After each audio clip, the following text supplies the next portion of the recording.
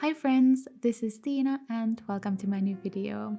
Today is the time for an exciting video. These are always the most exciting to film and also to watch from other people, so I'm really happy to finally be getting this out today. But today, of course, we are looking at my two bullet journals from this year and we're gonna do a flip through of both of them. So here's my two notebooks that I used this year. They're definitely not as chunky as I've had in the past, but they definitely have some thickness to them anyway. So the first notebook that I used this year was this Plant-Based Pride and Etchr Lab collab notebook, and the second one was this Mellow Days Reverie watercolor notebook. I will leave both of the links to their websites in the description along with my Tina10 10% off code. But just a reminder, this first notebook that I used is no longer sold on Etchr Lab's website. I will also remind you that all of the themes and the bullet journal setups that I'm showing you in this video are uploaded on my YouTube channel as videos, so make sure to watch them if any of them interest you more. As you can see, I started this year's new bullet journal with this daisy theme. It's definitely more of this kind of summery theme, even though I did this back in December last year, but I feel like I often just want this kind of more cheery color palette in my new bullet journal setups, especially when the year, like a new year starts, because I think that's just a little bit more fun and I don't know, vibrant, and inspires me to use my bullet journal a little bit more than just like a seasonal theme for the end of the year, I guess. As you can see, some of the pages here in the beginning of my bullet journal are a little bit more empty because I just was not as inspired to fill this notebook when, I wasn't in the best headspace at this point with my bullet journal, so it just didn't get as filled as I would have liked. But here is one of my all-time favorite themes that I've done, because in January I made this wintry theme with these kind of European inspired cityscapes and buildings. And if you're just kind of rolling your eyes saying like European cities, like it's a broad term. Yeah, I know it is. I just, take inspiration from like Amsterdam and maybe from the UK and Austria and things like that. So I don't know, I just felt like using a broad term like that, but I know I'm European as well, so don't come at me.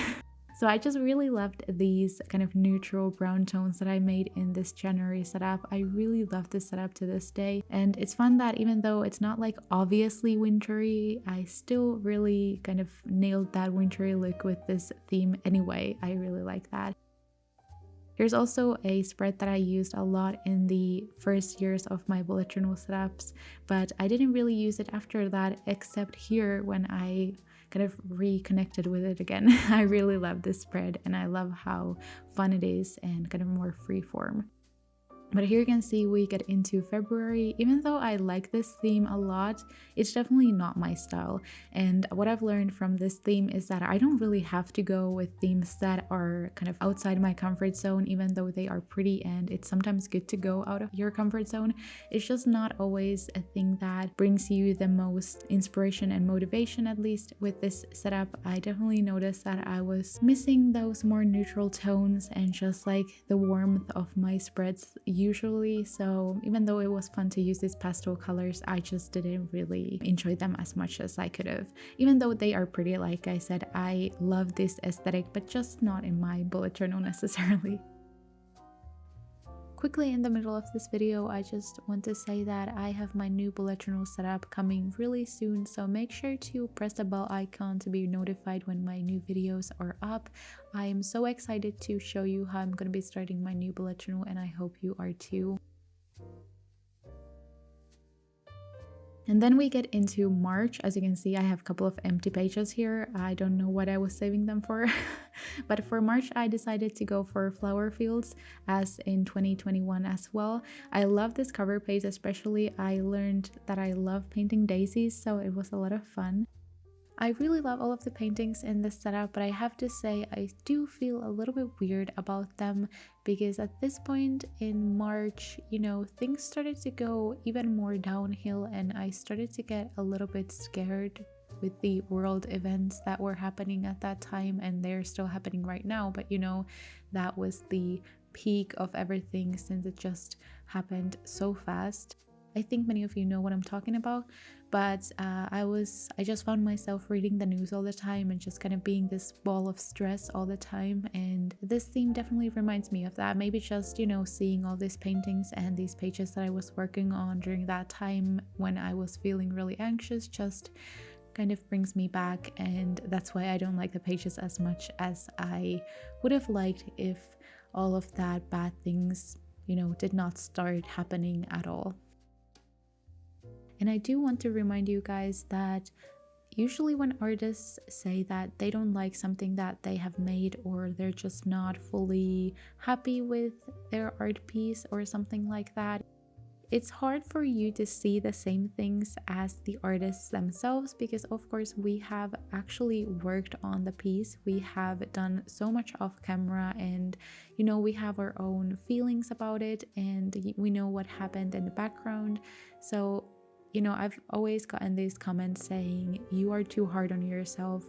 Like, why are you saying you don't like this thing? Like, you should like it. It's so beautiful. Don't put yourself down. And just saying that we don't like something, or it doesn't bring us that much happiness or something, it doesn't really have to be any deeper than that. We can dislike something without having to explain ourselves. I just quickly wanted to say that because you know, I feel like sometimes artists are forced to like their pieces, and I definitely have made pieces that I just don't think that are that good, but I have also done pieces that I really like and I know look good, but you know, I just have some negative emotions about them. For example, all of the paintings that I made in May were beautiful, but I just wasn't feeling like using my journal at all.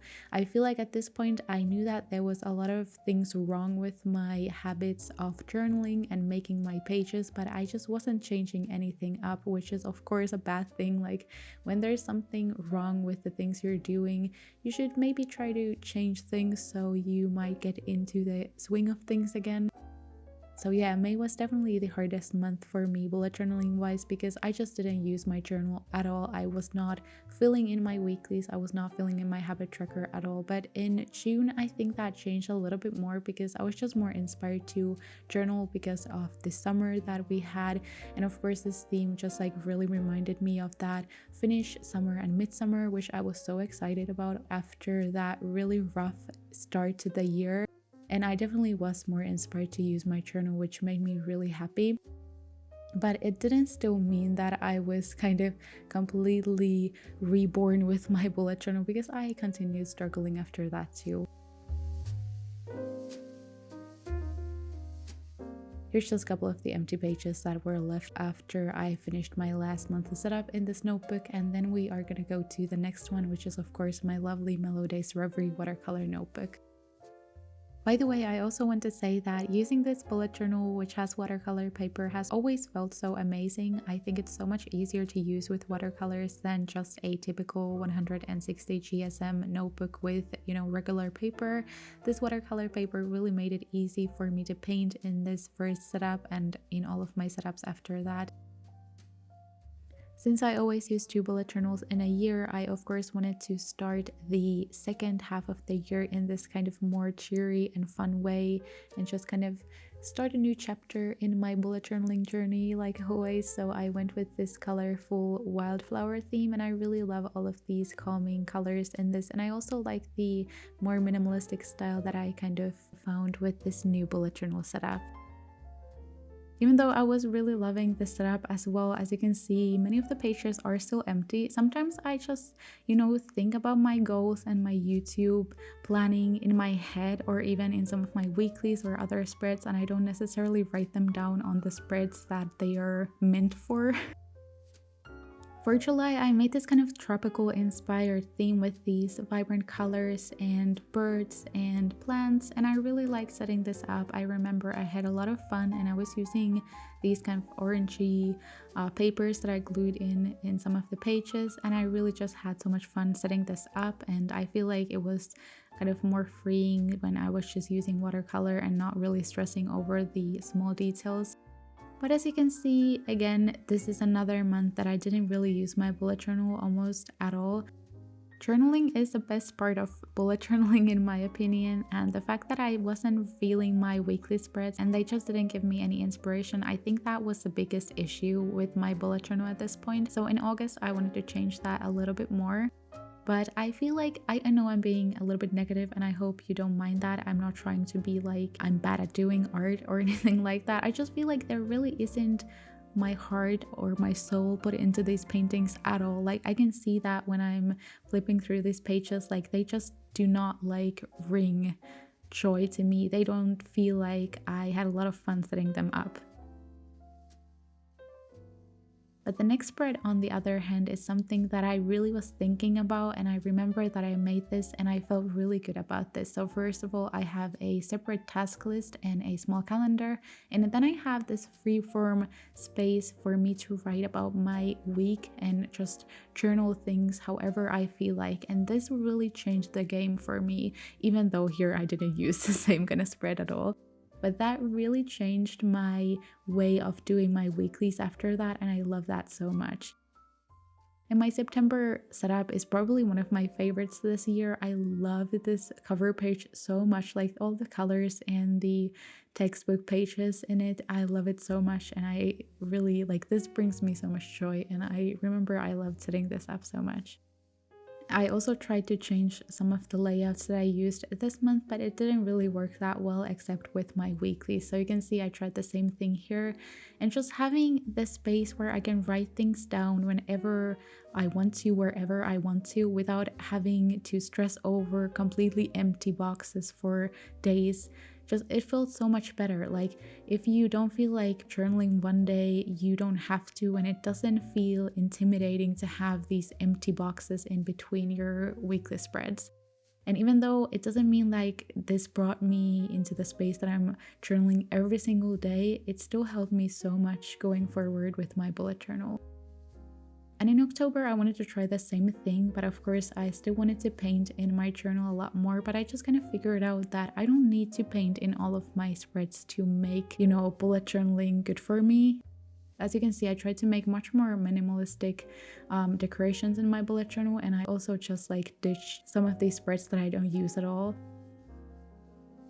In my October spreads, I made this separate task list in another spread almost, so you have to kind of look for that, and I didn't like that in my weeklies. I realized that I like seeing all of my tasks and the small calendar in once when I'm working on my weekly spreads. So I learned a lot this year when I was bullet journaling, and I think that is always a good thing because everything that I learned left me wanting to use my journal more, which is of course the best thing about using it. So for November, I wanted to do something a lot more fun and exciting, and I really love this setup with all of these Dutch doors and using a lot of these colorful decorative papers. It really brought me a lot of joy when I was able to just be much more free with my decorations without having to paint in each and every one of my spreads. And that really resulted in me journaling almost every day.